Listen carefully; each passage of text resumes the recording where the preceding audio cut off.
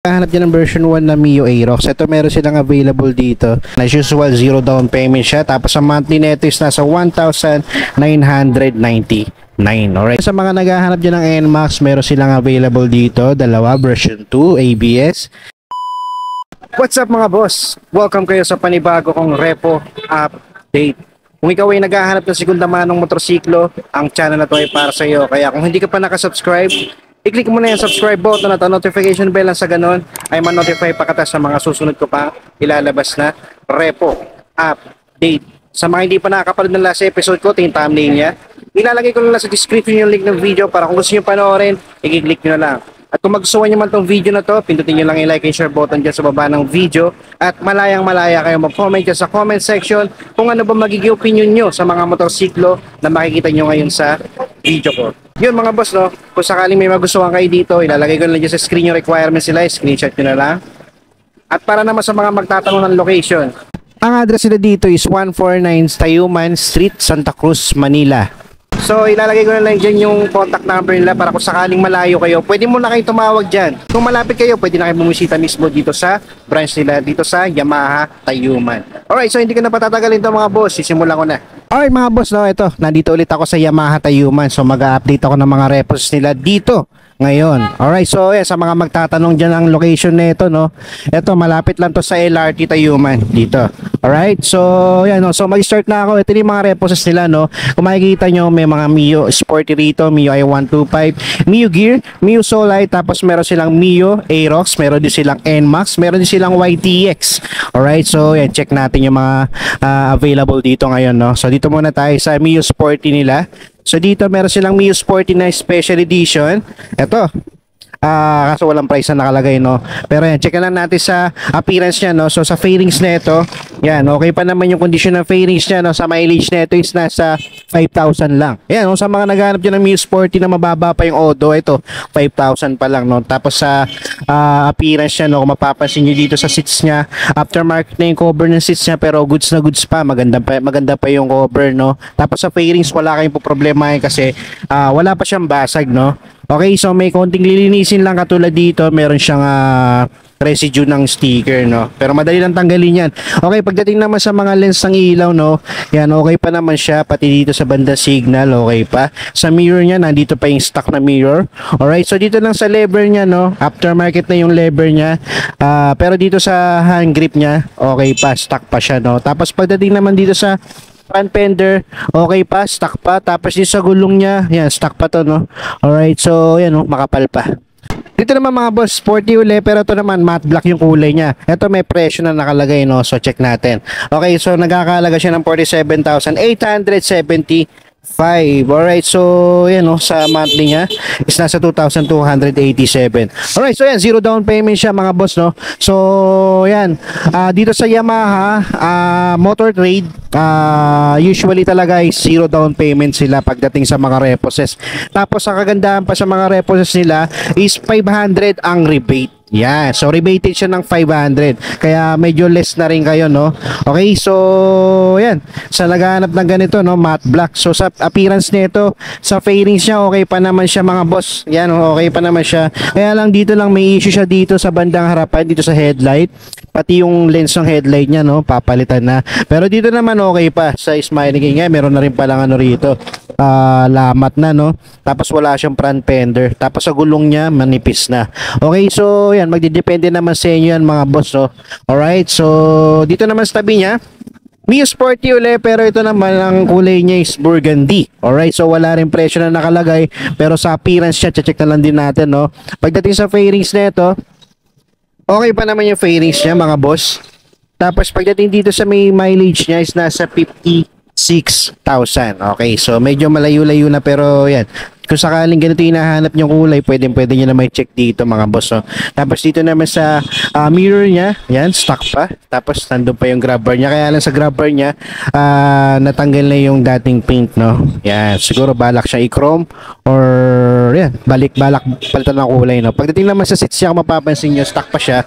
Kaya lang meron na siyang konting butas dun. Okay, so magdedepende na sa inyo yan. So the rest dito, meron siyang issue dito sa may headlight niya, no? Basag na. Okay, so dito naman okay na okay pa sa may yung smiley niya. Sa front fender niya may mga minor scratches siya dito. Tapos dito sa gulong niya medyo manipis na. Ito naman ang kulay nito is magenta. Yan, sa mga naghahanap din ng sporty na magenta, ito meron dito. Wala lang presyo na nakalagay pero check na lang din natin sa appearance, no. So sa fairings niya, okay, so sa fairings nito mga boss, okay pa naman siya, no. Yan, wala pa naman siyang basag. Yan. So sa headlight niya, goods na goods pa, maganda pa yung lens niya, no. Ay dito lang pala, no, may konting lamat siya dito. Pero yan, depende na sa inyo yan mga boss. So pagdating naman dito sa ano niya, smiley niya, okay na okay pa yung lens, no. Tapos dito minor scratches sa may front fender, sa gulong niya makapal pa. Tapos dito naman sa mileage niya.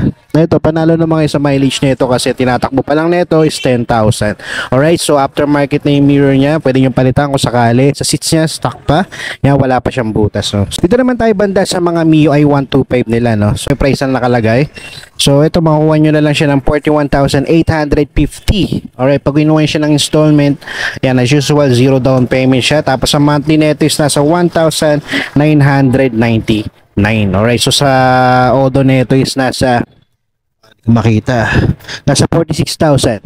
Yan, 46,000 na yung natatakbo nito.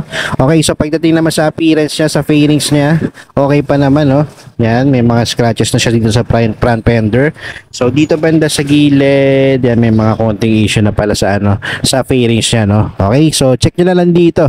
Alright, so dito naman sa seats niya, okay pa naman, no? Mukhang aftermarket na rin siya, na plain lang, napalitan na siya, no? Pero okay naman, wala naman siyang butas, pwede pang gamitin. Okay, so sa mirror nito, yan, kung mapapansin nyo, stock pa. Yan, dito lang sa hand grip niya, aftermarket na, pati sa lever. Alright, so dito sa headlight, goods pa, pati signal.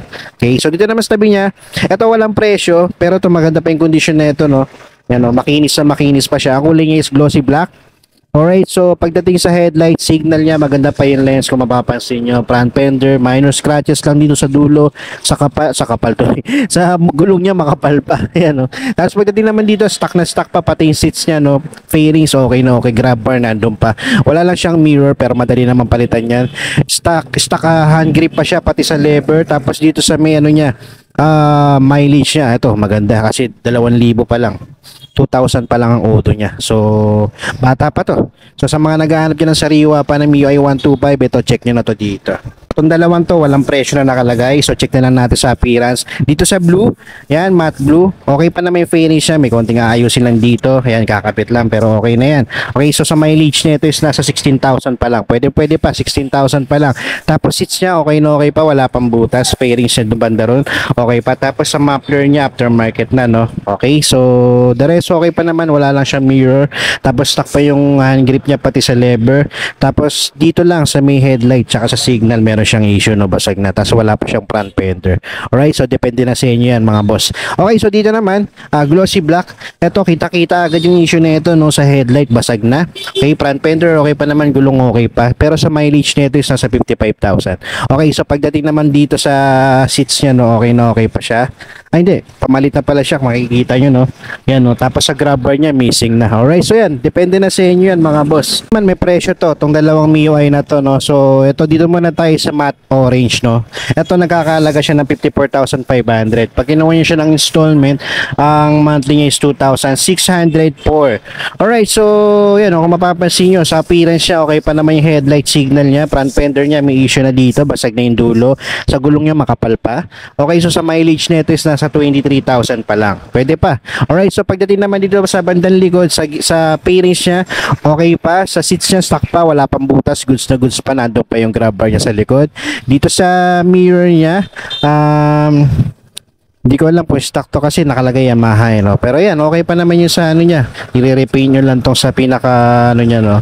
Sa bakal niya dito. So dito naman sa hand grip niya, aftermarket na, pati dito sa lever. Alright, so yan. So sa mga naghahanap ng ganitong kulay na MIUI, check nyo na lang dito. Tapos sa tabi niya dito, merong Cyan. MIUI na Cyan. Alright, so ito naman ang presyo nito.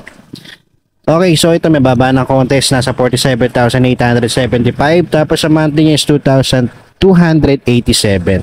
Alright, so sa appearance niya, kung mapapansin nyo, sa finish niya, yan, dito banda okay pa naman yung fairings, ano, dito lang sa bandang dito sa bandang engine okay pa, pero sa mga ganito okay pa. Tapos aftermarket na yung cover ng seats niya, pero kung para sa akin pamalit na to, no. Yan. Okay, so yan, magdidepende na sa inyo yan. Sa mileage niya sa 16,000 lang. Pero mahirap maniwala kasi sag na yung panel niya, no? So pagdating naman dito, ito may issue siya dito sa may headlight niya. Okay? So pag ganyan, magdedepende sa inyo yan mga boss, alright? Dito banda, meron ulit ditong Mio Sporty, dalawang Cyan, isang matte gray na Mio Sporty Red, tapos Mio i125. Alright, so dito check muna natin to, no? So ito walang presyo, pero sa Odo neto, check natin, 15,000 pa lang. Okay pa yung Odo neto, kaya lang may konting ayusin lang dito sa fairing sa harap, pero okay pa naman siya, no? Lever niya pamalit na, kung papansin nyo, putol na yun dito. Alright, pero napakakinis pa ng fairings niya. Yan, no? Makikita nyo mga boss. Seats niya okay pa naman, wala pa naman butas. Okay pa naman siya kompleto, bukod sa dito sa mirror, no? Madali lang naman palitan din yan. Okay, so sa headlight niya, may issue siya dito, basag na, pero dito okay pa naman siya. Tapos the rest, yan, makapal pa yung gulong niya, no? Aftermarket na yung caliper niya dito sa brake sa harapan. Okay, so yan. Sa mga naghahanap ng ganitong kulay na Mio. Mio Sporty. Okay, so dito naman Mio Sporty uli, pero ito may presyo. Ang presyo niya is 56,500, tapos sa monthly niya is 2,699. Alright, so ito may issue rin sa headlight na pamalit na rin, pero sa fairings na ito, ang ganda din, no? Makinis din. Okay, aftermarket na yung cover na seats niya, pero may konting butas na sa dulo, pero okay pa siya. Okay, so the rest, okay pa naman, wala rin mirror, pero sa mileage na ito is nasa 41,000. Medyo malayo na to kumpara mo sa isa. Okay, so dito sa hand grip niya, aftermarket na, pero dito stock pa yung sa lever. Alright, so dito, ito okay pa naman. Kaya lang wala siyang ilaw dito, no? Okay, so yan, check nyo na lang dito mga boss. Okay, so dito naman, dito Mio Sporty ulit, kaya lang ito walang presyo. Tapos kung mapapansin nyo, mapapansin nyo mga boss, wala na siyang fairings dito sa bandang engine at missing na rin yung kanyang grab bar. Tapos sa mileage na ito is nasa 44,000. Okay, so check nyo na lang dito mga boss. Okay, so dito muna tayo sa Mio i125 nila na gray. Combination ng glossy blue. Ito naman 62,780 yung price niya, no? Tapos monthly niya is 2,999. Alright, so sa mileage niya is 7,000. Okay, so sa seats nito, mapapansin nyo aftermarket na siya, pero goods na goods pa, wala pang butas.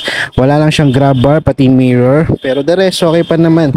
Okay pa naman yung fairings niya, no? Tapos sa headlight nito, pati signal, okay pa. Wala pang basag. Front fender, gulong niya, makapal pa. Tapos sa mugs niya, napalitan na aftermarket na siya. Dito banda mga boss sa bandang likuran. Alright, so dito may mga Mio Soul line. No? Kaya lang dito, nakahilerang to. Wala nang presyo na nakalagay. Pero kung sakaling magustuhan nyo at gusto nyo i-check, pwede nyo puntahan to dito. No? Papakita ko na lang sa inyo yung appearance niya para kung sakaling naghahanap kayo ng ganitong unit at magkaroon kayo ng idea. Alright, so dito, ito may nag-iisang Mio gear. Pero ito may presyo, check natin. No? Okay, so sa presyo ng Mio gear nila is nasa 55,420. Tapos monthly niya is 2,648. Tapos sa mileage nito is nasa 9,000 lang.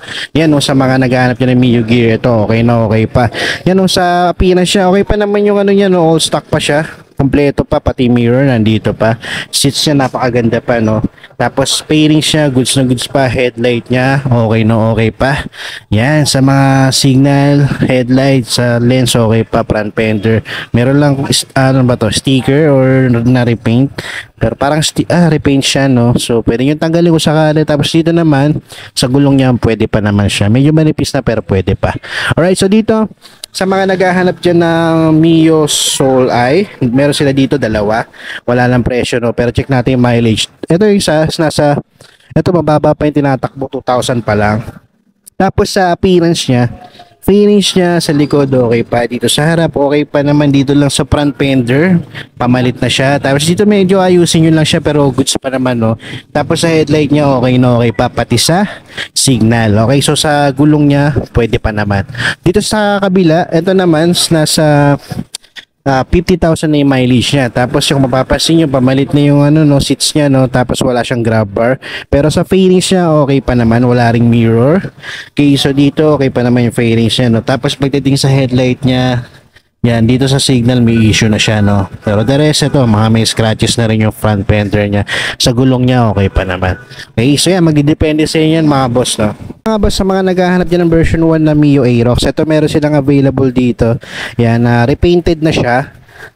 hindi na stock yung kulay niya, no? Okay, so wala siyang presyo, pero check na lang din natin sa appearance niya. Okay, so una ko napansin dito, may kulang siyang fairings, tsaka dito sa front fender wala na rin pala, no? Sa gulong niya okay pa naman, sa headlight goods pa. Okay, sa mileage niya di natin makikita kasi naka-digital panel to. Ito yung sinasabi ko sa inyo, nakita kong missing part na fairings. Pero dito sa seats niya, aftermarket na siya, no? May konting signature ng pusa, pero okay pa naman siya. Magdidepende sa inyo yan, okay? So, yan, sa mga naghahanap dyan ng version 1 ng Mio Aerox, eto, meron silang available dito. Okay, so dito naman sa mga naghahanap dyan ng NMAX, meron silang available dito, dalawa, version 2, ABS. Ito, isang matte gray, tsaka, ito yung power gray, itong glossy. Alright, so dito muna tayo sa matte gray, no? Okay, so dito, itong dalawang to, walang presyo, no? So, check na lang din natin yung appearance niya, no? Okay, so dito, meron lang siyang sticker sa fairings.